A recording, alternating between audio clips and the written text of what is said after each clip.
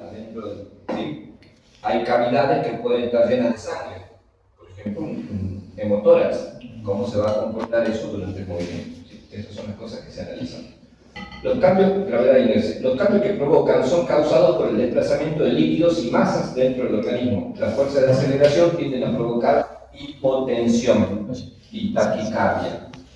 ¿Sí? Entonces, durante el traslado, la velocidad, la inercia, ¿sí? Tanto aceleración como desaceleración tienen efecto. La aceleración provoca hipotensión. ¿Por qué?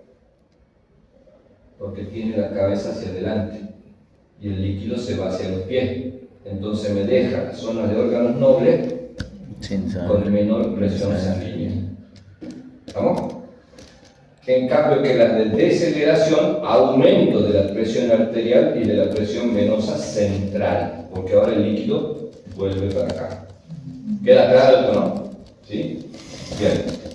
Provocan bradicardia, es decir, descenso de la frecuencia cardíaca y modificaciones moderadas de la presión intracraneal. ¿Sí? Si tuviera traumatismo de cráneo. La desaceleración brusca puede ocasionar lesiones por impacto directo o indirecto. Es decir, que de repente tenga que clavar los frenos, que de repente se choque contra algo, obviamente el cuadro va a ser empeorado por esa situación. ¿Sí? Profe, Sí. y una persona que sufrió ACV también, o ya directamente, no sé, no puede tener otras lesiones en ese traslado.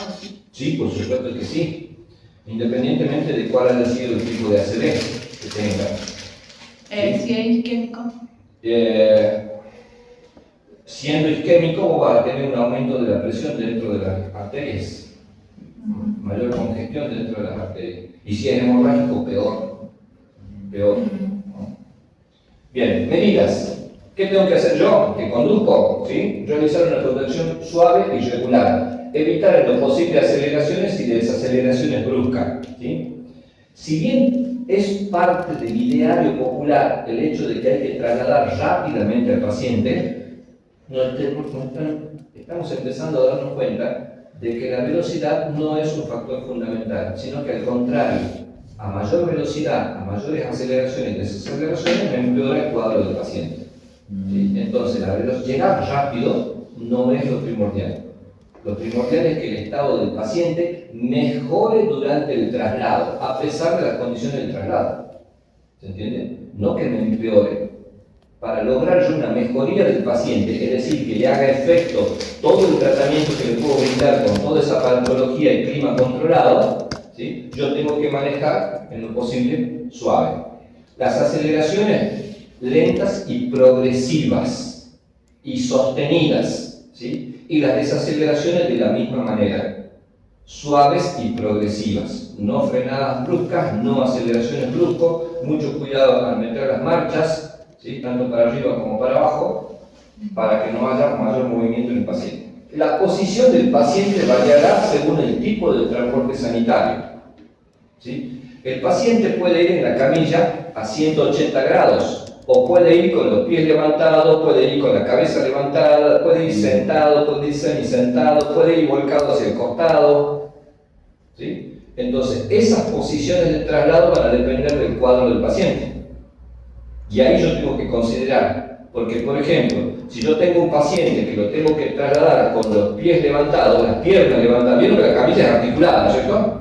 ¿Sí? Sí. ¿Saben que la camilla tiene 3 segmentos? Sí. Entonces puedo levantarle los pies o puedo levantarle la cabeza. ¿Sí? Entonces, si yo le levanto los pies, todo el contenido sanguíneo va a venir hacia las zonas vitales, pero de repente freno, ¿sí? Aumento mucho más la presión dentro de las zonas vitales. Si tengo un traumatismo de cráneo y tengo un ACV isquémico o hemorrágico, se va a empeorar muchísimo el cuadro. ¿Sí? Entonces, esas cosas también hay que tener en cuenta. En el transporte sanitario terrestre, los pacientes en decúbito supino con la cabeza en el sentido de la dirección de la marcha. Es como deberían ir, siempre la cabeza en la dirección de la marcha. ¿Sí? Bien. ¿Ah? ¿Puede haber alguna excepción a la regla en cuanto a la velocidad, profe? Porque hay un código rojo y que la velocidad sea determinante. Yo te podría decir que en otros lugares, no tanto como en el caso acá en Salta, pero lo que teníamos en Córdoba era muy común el traslado en helicóptero. ¿sí?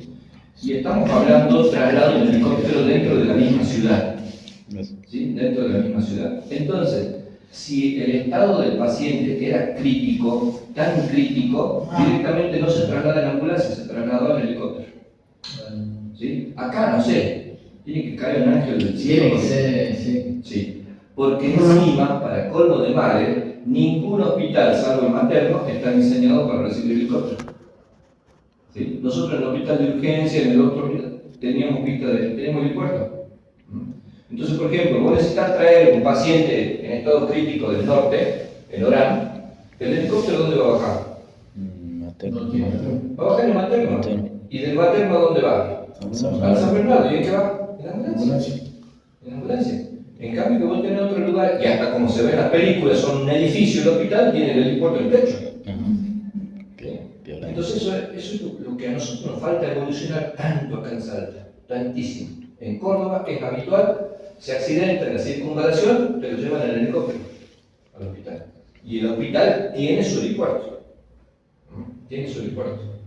Entonces, por eso, respondiendo vuelta a tu pregunta, en algunos lugares donde hay recursos y se trabaja bien, si el paciente está tan crítico, no se lo lleva en ambulancia, se lo lleva en helicóptero.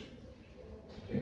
Profe, en el caso de, por ejemplo, en el pueblo donde yo vivo, el chofer tan capacitado para, bueno, no sé, o tiene que tener la licencia y ya soy chofer, porque en el caso yo veo que cuando hay algo así de traslado, el mismo chofer también le ayuda a la enfermera a subir al paciente. Sí, por supuesto. Por eso yo digo, ¿será que más allá de que sabemos que el enfermero ya está capacitado, el chofer por ende también tendría que estar capacitado para el tipo de traslado que usted dice?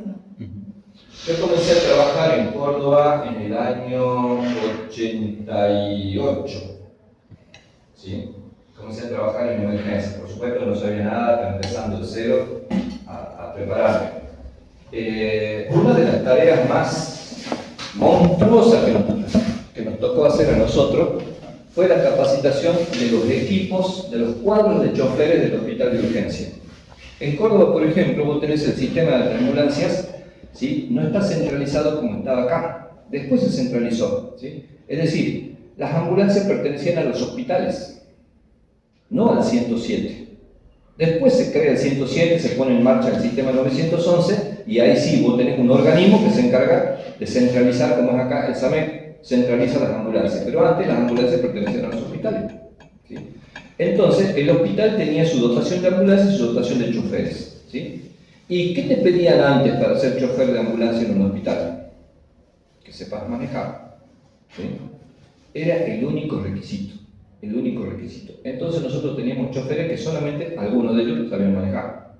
¿Sí? Y de emergencia médica no tenían ni idea. No tenían ni idea. Entonces, en una escena de una emergencia, ¿qué es lo que hacía el chofer? El trabajo pesado. ¿Cuál era el trabajo pesado? Bajar la camilla, subir la camilla. Y subir al paciente dentro de la camilla. ¿Sí? Entonces, como no tenía ninguna formación y a veces la ambulancia salía solamente con chofer y enfermero, ¿sí? Llegaban a la escena de emergencia, el chofer se bajaba, abría, sacaba la camilla, se iba con la camilla, replegaba la camilla para abajo, lo agarraba al paciente del cinto, lo levantaba y lo ponía arriba de la camilla. Y salía. No había ABC, no había inmovilización cervical, ni prevención de daño neurológico, no había atención, estabilización de paz, no había nada. Entonces la primera tarea que nos toca, aparte de nosotros que ya veníamos con una formación, era transmitir ese conocimiento a los choferes. ¿Sí?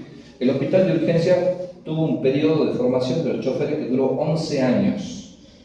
11 años. ¿Sí? Hasta lograr que los choferes se pudieran certificar en PHTLS.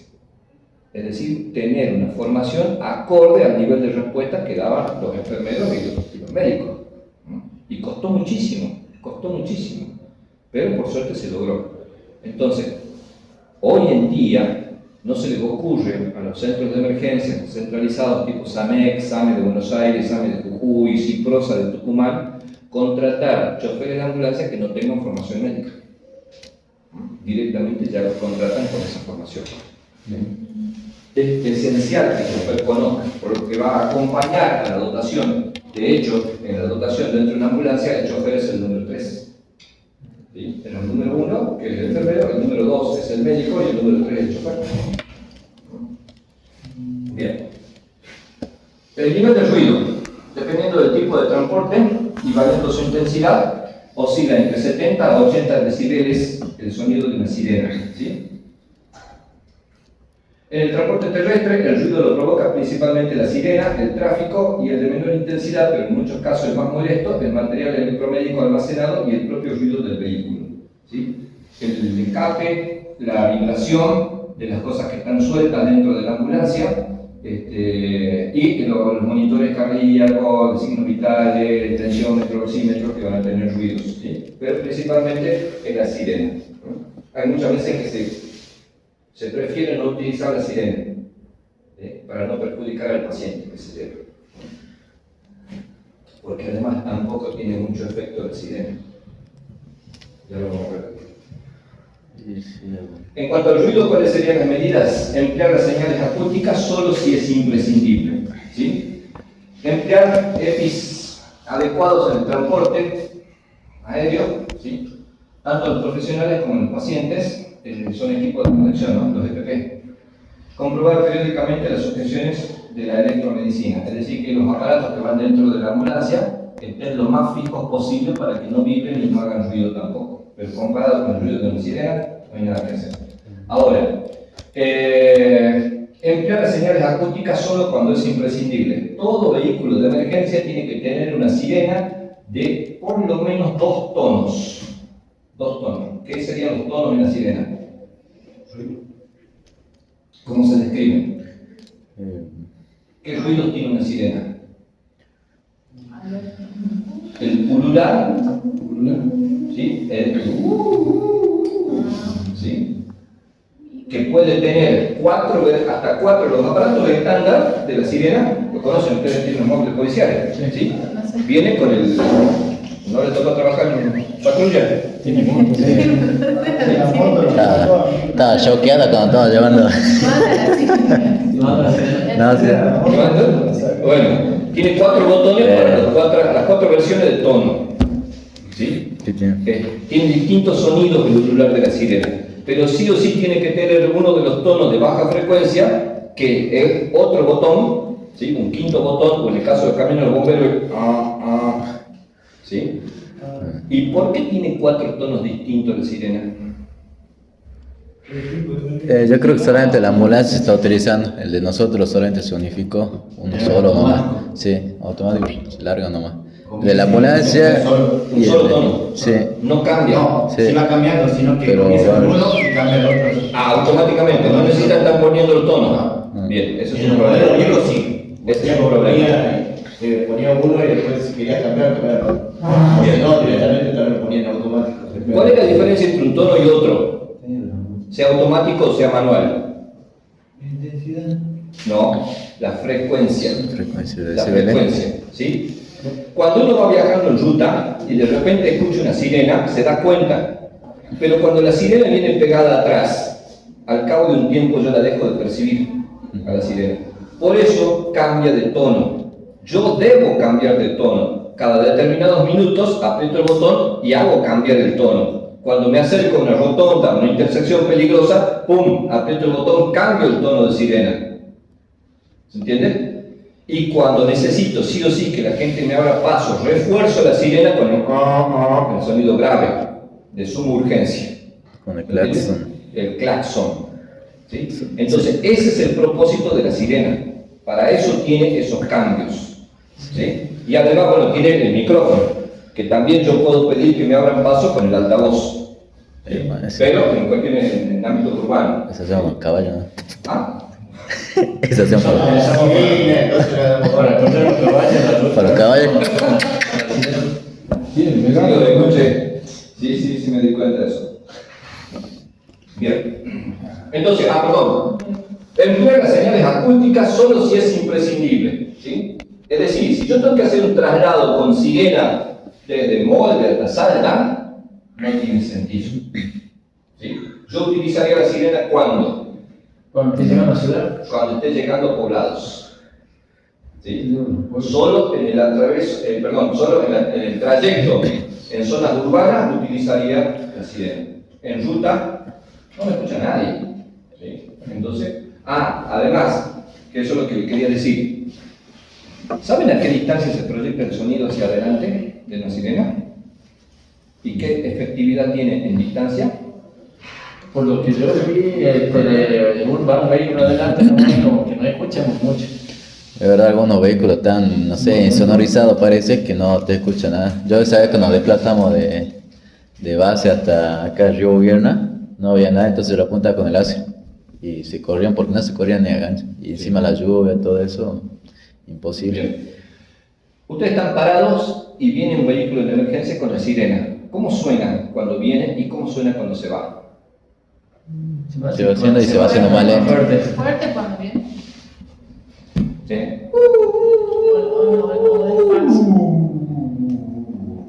Sí. Se llama efecto Doppler.